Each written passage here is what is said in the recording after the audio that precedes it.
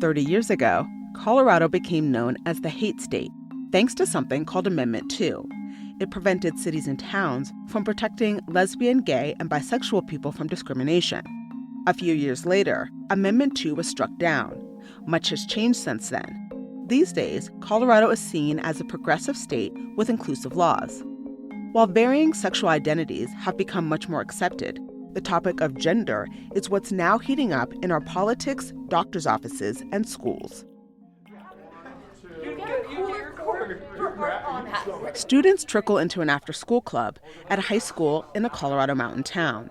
These teens carry slouchy backpacks, they're wearing sneakers and hoodies. I at first joined because I didn't really know anything about the queer community. I wasn't very educated from home. This club is called the Student Equity Alliance, SEA. It's for LGBTQ plus kids and their friends. It's just an inclusive, safe space, and you can kind of choose how involved you want to be. Sometimes they just hang out and play video games. Sometimes they advocate for gender-neutral bathrooms.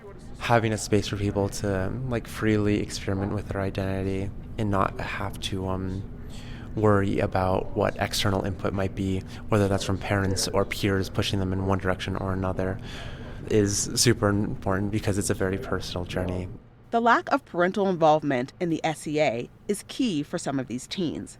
One student lies to their family about going to the club. Another just doesn't mention SEA anymore. When they first told their stepdad about it, he said, "It's brainwashing. This club is turning you queer." Here's a 17-year-old senior we're calling Dee. I can't lie about where I am because my location is tracked. The tracking follows a pattern of the teen lying about their whereabouts in middle school. Back then, Dee had started secretly going to prison meetings, a club that's like the SEA but for younger kids. One afternoon, something happened at one of those meetings. My dad showed up. He showed up without my knowledge and was very, very angry with me. Dee could see him through the library's glass windows, walking down the hallway, coming to get them. Dee remembers leaving with their dad that day, crying silent tears. I wasn't allowed to return, which was quite embarrassing and a little scary. This incident was an important moment in Dee's life. It teed up conflicts over their identity that would unfold over the coming years. Dee learned to expect anger from their dad. Their dad learned to expect secrecy. Fast forward to 2024. It's Dee's senior year of high school, and the relationship with their dad is evolving. So they know where I am, they know what I'm doing. It's not something I talk about. I don't go home and say, this is what I did in my club today. It's just, this is the time you need to pick me up. I'm Stephanie Daniel, and this is The Colorado Dream Ending the Hate State. Colorado is considered one of the most LGBTQ plus friendly states in the country, but it wasn't always this accepting. This series investigates one of the darkest times in the state's recent history and the activism and legislation that followed. We'll share the stories of LGBTQ plus people and the allies who want to make the centennial state a welcoming place for all. This is episode 4, Gender in Schools. The topic of gender is a growing issue at schools around the country. While some states have advanced legislation limiting gender expression at school, others, like Colorado, are making changes to be more supportive of trans and non-binary students, like with a new law that requires schools to use the chosen name and pronouns of a transitioning student. These policies are politicized and therefore controversial, but the issues they highlight are personal. KUNC's senior reporter Lee Patterson brings us the story of one Colorado family who is in it right now, living the experiences these efforts are meant to address. Hey, how are you? I'm good. How are you? Good morning. Tired. This is Dee's dad, Jay. I meet him outside of his home in one of Colorado's mountain towns. Sounds like you had a night. Yeah. Jay's a paramedic who just got off the night shift. We're using both father and child's middle initials to protect their privacy in this small town. Jay's spending the morning packing up his enormous RV for a family trip. So this is going to be your home for the next few weeks. This is it. It'll be Jay and his wife, along with their 2 youngest kids, including Dee. Yeah, we just pulled it out of storage and this is like the kids' room. Inside the RV, the kids' beds raise up. You just these go all the way up to the ceiling to make room to store the dirt bikes. Jay says Dee started riding as a toddler and is absolutely fearless. We're going to leave at like 6 a.m. First stop's Tetons, and then a day there and a day in Yellowstone, and then we're going to Glacier. And then all the way up to Canada. We've already made a lot of memories. We're hoping one last hurrah, one last good time. This family has road tripped and ridden dirt bikes all over the country. This trip matters a lot. Dee and their older sister are both leaving for college in August, the last of Jay's 4 kids. But like our whole lives were spent, you know what I mean? Like, oh, where are we going to take the kids? What are we going to do with the kids? You know, it's like you spend your whole life building this family and then college. 17-year-old Dee is looking forward to college and to the trip. They're a little nervous about being in tight quarters and hope things go okay with their dad. It's been a tough few years in their household. We meet at a park near their home. I actually took my friend's prom photos here. Literally on this bench. Dee loves photography and napping in the sun. They're an excellent student, graduating with a 4.1 GPA. I'm gender nonconforming is the actual word for it, but I'm kind of just open to anything. Gender nonconforming, meaning someone who doesn't look or act the way people might expect them to, according to typical gender norms. Growing up, Dee felt like a tomboy, hanging out in the shed with their dad. I know what a wrench is. I know my way around a shop. So it was all very, gender wasn't really a thing in my mind when I was little, because it didn't have to be. Dee is figuring out their identity, as are other Colorado kids. In a recent statewide survey, around 2 out of every 100 Colorado high schoolers identified as non-binary. 3 out of 100 identified as transgender. Going into middle school, Dee was terrified of puberty. Around this time, they started talking about queerness with their theater friends and started going to that middle school club, Prism. Dee's dad remembers the incident when he showed up, angry that Dee had lied. And showed up and said, hey, let's go. This isn't where you said you'd be, so you're not going to be here, you know? Jay says he wasn't really opposed, but he didn't know what the club was about. There were no permission slips for my kid to go to the Prism Club. Later on, Jay found out that his child had been eating lunch with other students in a teacher's classroom. You know, and this teacher was writing my kids letters in the summer saying, I hope all's going well for you, you know, after she graduated middle school. I see you, I know who you really are, and all this kind of stuff. You know, this adult sway and influence that definitely is not in school curriculum. Definitely was overstepping her bounds. An overstepping of a boundary or an inclusive gesture from a caring adult. Back then, the district lacked policies and guidelines related to gender. One administrator said if that type of conversation between a teacher and a student happened now, a counselor would have likely been brought in to help. Things are evolving. In September, the district's Board of Education adopted a name change policy in keeping with a new state law. Students can use a name at school that aligns with their gender identity, but making it official would require a parent's signature. Some of these schools now have gender-neutral bathrooms, and the district is considering the possibility of more comprehensive guidelines. In middle school, Dee started experimenting with pronouns. In 9th grade, they started using a new first name at school. You know, I haven't been involved at all. They didn't tell me anything. You know, I knew about it before graduation, and they used her new name at graduation. As a parent, Jay felt unprepared, caught off guard, thrown into identity issues that he did not fully understand. It would have been nice to have been involved in that conversation maybe 6 or 7 years ago when this stuff was starting to go on, so that I could, A, support my kid, but also have better conversations with my kid about, you know, what do you think's reasonable? What do you think gender is? Like, let's talk about this. Like, don't you have the final say above the school? I mean, that's what it comes down to me. Who's raising your kids? Is it me, or is it the school who decides? Some northern Colorado school districts have no guidelines in place for how to best support transgender and non-binary students, instead addressing issues as they come up. Others have procedures for when a student wants to socially transition, like how to handle names, pronouns, sports team participation, and bathrooms. Parental involvement is suggested, but generally optional. If kids are afraid to tell their parents, that's information. Dr. Bethy Leonardi is the co-director of a queer endeavor at the University of Colorado Boulder School of Education. She works with districts to implement their gender-inclusive guidelines. And we need to listen to them. And we need to say, okay, so why would your parents not be included in this process? Let's talk about that. Some kids are worried about being abused or kicked out, but many fear something more common: rejection at home and fighting with their families. Leonardi says gender identity isn't something bad to report to parents. It's beautiful. And if you can promise me that you're going to make this experience beautiful with them, beautifully complex, hard, all the things that coming out as anything other than what counts as normal, if you can promise me that you're on board for that, then yeah. Colorado is one of the most LGBTQ plus friendly states in the country, but there's still work to be done.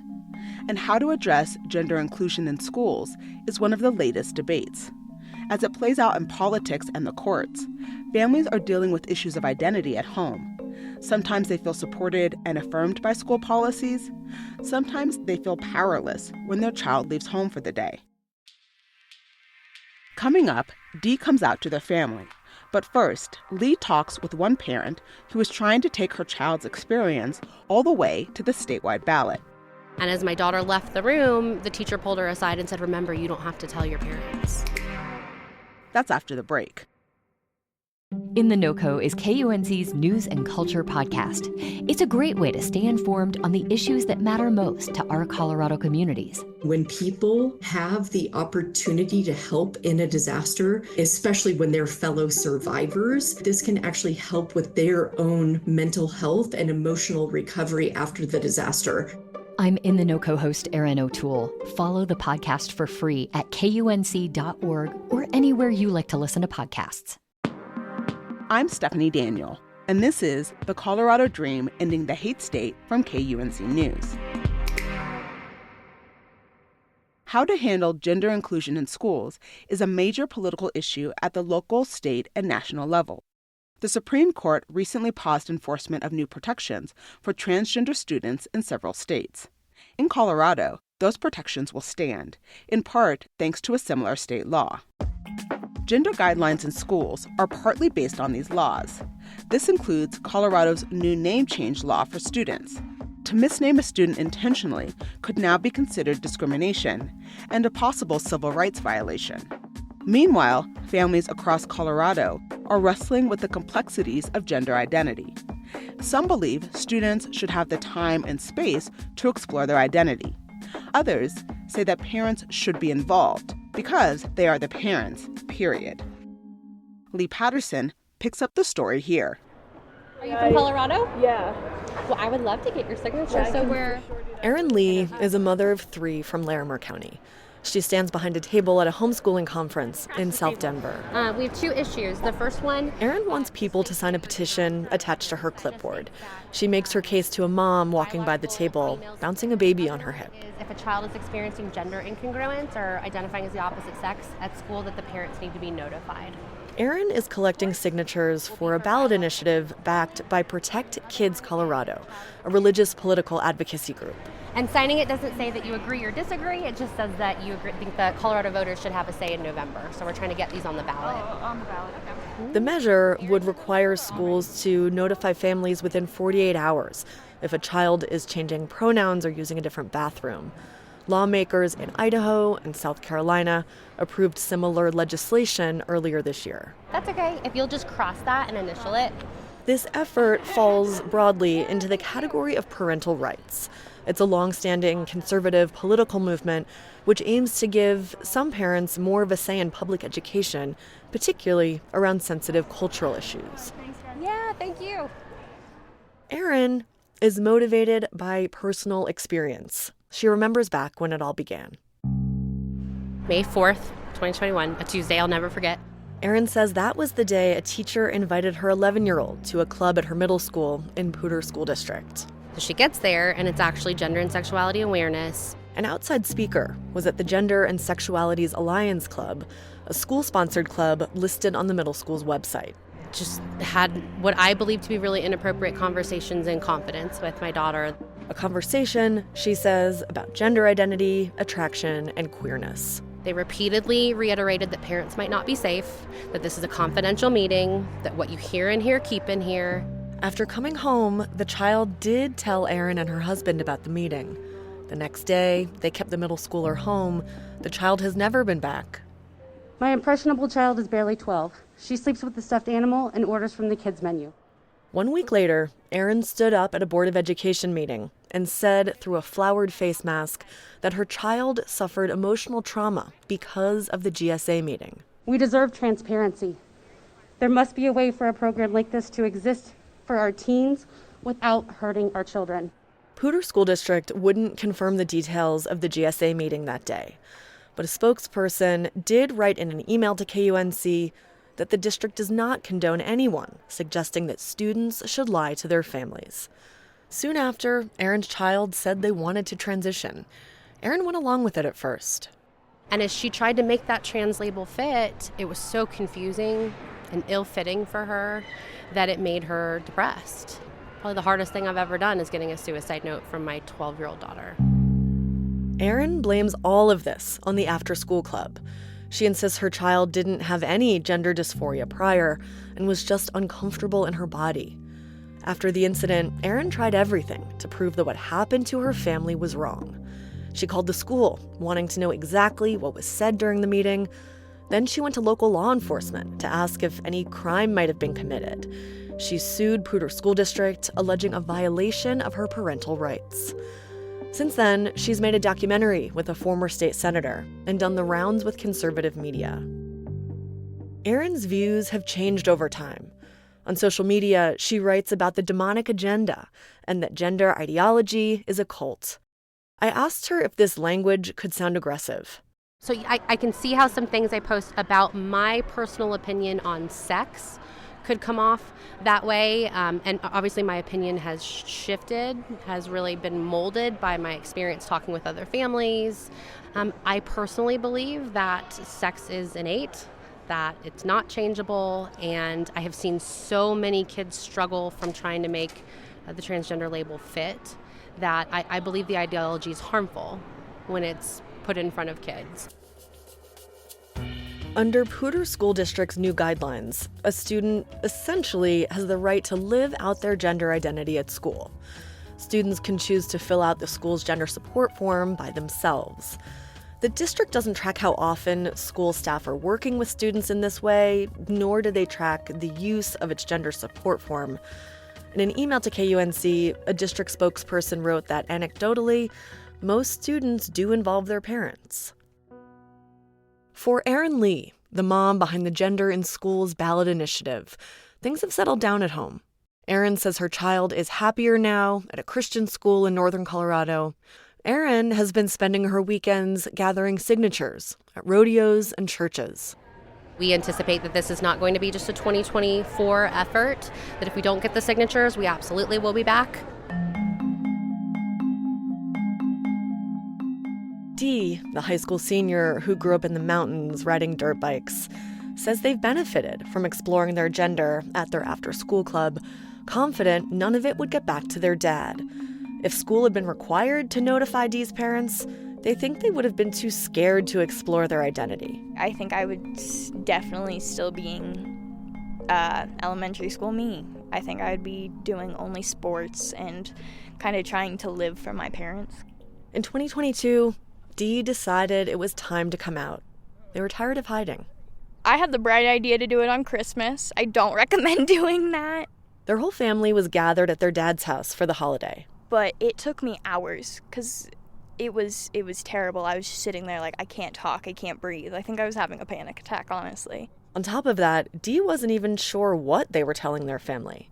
At the time, Dee wasn't into guys, wasn't interested in relationships, thought maybe they were pansexual. The overall idea that I was trying to say was that something is different. Their dad, Jay, remembers it. At the most inopportune time, we're all sitting around and Christmas is sort of over and winding down, and she pops into the living room. And I ended up coming out to everyone, and I said it, and I was like, they, them pronouns, my name is Comes out and says, hey, I'm non-binary, and this is my name. Don't call me my old name anymore. That's all, thanks. And exits, and we're like, what? What was that? Non-binary is an umbrella term for people who don't identify as men or women. And my dad's, unfortunately, his first response was, you'll always be my daughter, which is not the best thing to say. And then I remember having to go into a room later and say, listen, I don't care what it is you think that you are or what you identify with or what name you want to make up. I mean, the name I gave you is made up anyways. You're just a being of light that's on this planet for however long, and it doesn't matter. You are who you are to me. You're my daughter, and and I'll always love you. Soon after, Jay looked up the definition of non-binary, trying to wrap his head around the meaning. He was confused. Sex, for him, is identifiable and fixed, something that humans are born with. Gender, on the other hand, is about how you see yourself or express yourself. Underneath all of this is worry. Jay explains why, trying to choose his words carefully.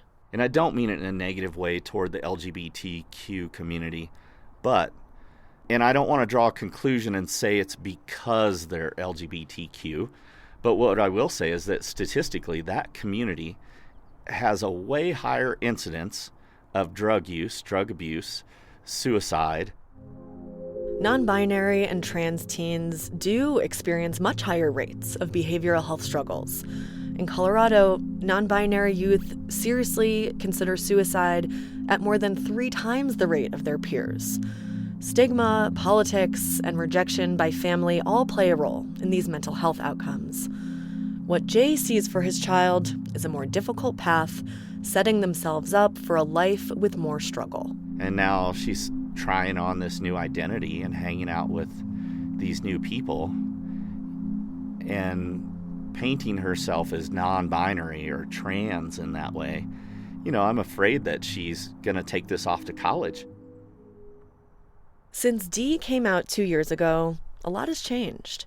They graduated from high school in May. Dee's dad bought them a tan SUV to take to college in August. It's a 2002. Older than me, Dee likes to point out. This is what you're working on with your dad? Yes. It has decided to make a new noise in the past 3 days. It clicks now. It goes. How does your dad feel about you leaving? You'll call me every day, right? Even if it's just for an hour? No, I will not. I'm gonna miss you. He's so sad. Their dad, Jay, agrees. It's so hard. This is the last couple kids going off to college at the same time. It's sad. I'm sure that I'm going to cry the whole way home, And it's a beautiful thing. Life's impermanent, and that's what you knew was going to happen all along. He knows that in the past, their fighting and his anger about Dee's gender identity made things worse. On the one hand, you don't want to just let your kid do whatever and go, oh, yes, dear, okay. You also want to do it in a tactful, skillful way. And I haven't always been the best. Their final summer road trip up north to Canada was a big deal. During the trip, Jay texted me photos. A selfie of him and his teen standing in front of an impossibly clear blue lake and snow-dusted mountains. Jay says during those weeks in the RV, they spent a lot of time together and didn't fight much. Hey, sorry for missing your call, but I wanted to get you the update on how my trip went. The day they got back to Colorado, Dee sent me this voice memo. Things went pretty well with their dad, Jay. Thankfully, he did use my name a lot. He still struggles with pronouns, which is okay, but it's clear that he's putting in the effort at this point, which I'm very thankful for. I'm glad we had this trip to really connect. We went on some drives, just us two, to kind of go look for wildlife and just talk. So that was pretty fun. In August, Dee started settling into life at college 2 hours away. Their dad, Jay, was so sad on the drive home, but is now getting used to them being gone. That same month, Erin Lee, the backer of the Gender in Schools ballot initiative, announced some news. The group didn't gather enough signatures to get the measure in front of voters this November. On the steps of the state capitol, she said that the group behind the initiative is here to stay. On the next episode of the Colorado Dream, Ending the Hate State, we explore how Colorado has moved beyond the moniker the hate state to be the first state in the country to elect an openly gay governor. We've certainly evolved a lot from where we were in 1992 in many ways, and I think we're a state that celebrates individuality and really respects people for who they are. That's next time on The Colorado Dream. The Colorado Dream Season 4 Ending the Hate State is a production from KUNC News. It's hosted and produced by me, Stephanie Daniel. This episode was written and reported by Lee Patterson. Editing by Sean Corcoran. The theme song was composed by Jason Patton. Michelle Rado sound designed and mixed the episode. The music is from Blue Dot Sessions and Sound of Pictures. Jennifer Coombs is the digital editor. Special thanks to Trayvell Anderson, Scott Franz, Jen De La Fuente, Brad Turner, Gabe Allen, Kim Race, Robert Leja, Emma Vandeninde, and Mike Arnold. Tammy Turwelp is KUNC's president and CEO. The Colorado Dream is sponsored by the Colorado Community College System. To see photos of the people included in this episode and learn more about the terminology we used, go to kunc.org/Colorado Dream or check out the show notes for a link.